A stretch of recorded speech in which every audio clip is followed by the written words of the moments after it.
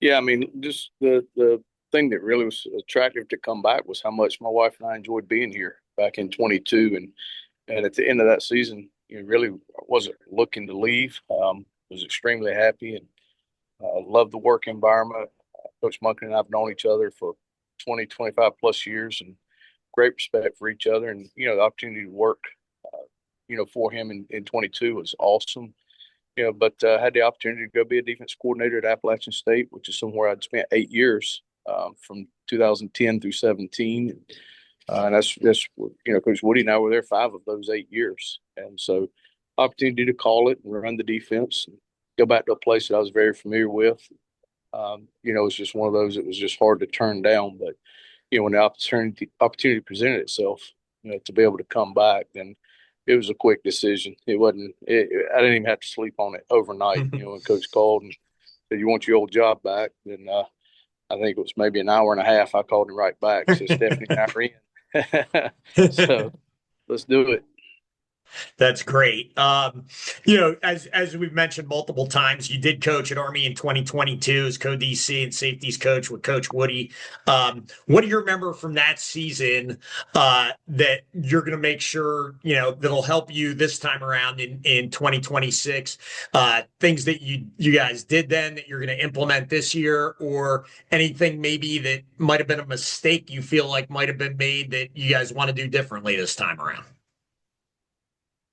I thought we did a lot of good things. And the one thing that hurts, I guess, when you leave immediately after season, you lose that self scout piece where you spend a lot of time in February. Once the recruiting thing wraps up, then we get to spend a lot of time as a defensive staff in February, doing a lot of self scouting, going back and looking back at what we did good, what we did bad, what we need to address in spring practice, things like that. So I missed out on that opportunity as far as the self scout piece of it. So we'll dive into that in February, and start looking at things that maybe we can address and things that maybe we want to do a little bit different. Of course, with Daryl in the coordinator position, and then, like as you said, I've been a coordinator 7 of the last 8 years.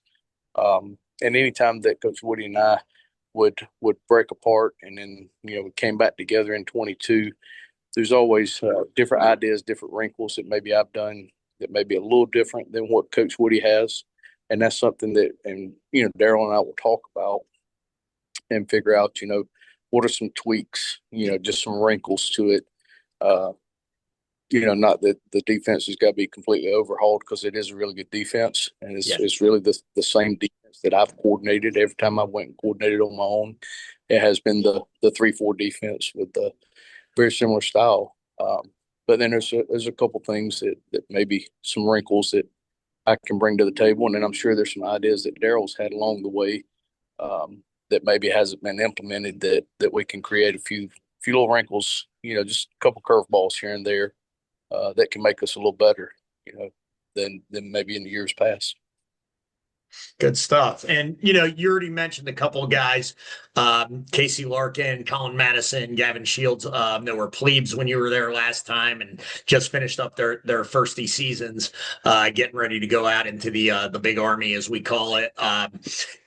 Army's had, especially under Coach Monken, a really good legacy of safety play. And when you were there, you had the great Marquel Broughton, who's two-time captain and a senior on that team.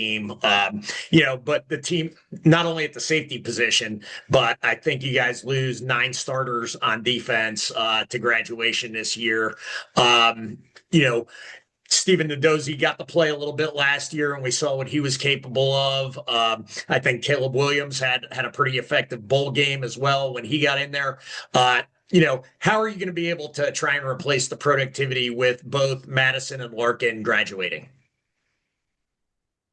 Yeah, that's the gonna be job number one at hand, is to get some of these younger guys that maybe have been, role players, backups, special team contributors, whatever it may be, as far as their previous role for the team, but getting them equipped and up to speed and ready to run, as starters, or guys that are contributing a lot more. So the guys you mentioned, as well as some of those other younger guys in the room that maybe nobody's even heard of, is going to be, challenge number one, and job number one is to get those guys up to speed, because there is some young talent. That's one thing that Coach Woody and I talked about, even before he departed. As far as me coming back and rejoining him, he clued me in on here's who you got. Of course, the three that are exiting that have played a good bit for us, certainly this season for sure. I think Colin's case, but just working to get those young guys up to speed, and at the end of the day, identifying what they're good at, and then being able to accentuate that as opposed to trying to force them to do something that maybe they're not ready to do. As a more inexperienced player than really what I walked into in 22 with guys like Marquell and Q Hammonds and Max DiDomenico. Some of those guys, are a little bit further along as far as their football development in 22. So it's going to be a young group, but excited to see these guys, start their growth process. And I know one of the things Coach Woody always emphasized, and you coached with him, you coached safeties for him, was that free safety position was really kind of like the quarterback of the secondary and the defense. A lot of times now with the new communications, had to coach the player communication. Do you kind of have the same philosophy around your safeties? Yeah, it's always been that philosophy, whether I've just been a safeties coach, a co-coordinator, or the coordinator, is that basically those two safeties are an extension of me on the field. And I tell kids all the time in recruiting, I'm going to equip you with a toolbox with different tools to reach in and grab a hold of to take care of whatever job needs to be done. But you're going to have the keys to the car. I can't go out there and play for you. The coach to player communication is a little bit different. It gives you a little bit of a cheat code now. But before, when they crossed that white line and took the field, they had to be equipped to basically be me on the field, because we do put a lot of responsibility on those two guys. Both those guys have to communicate down to the linebackers, to the Apache, to the dog, to the corners on their side, and really get everybody tied together.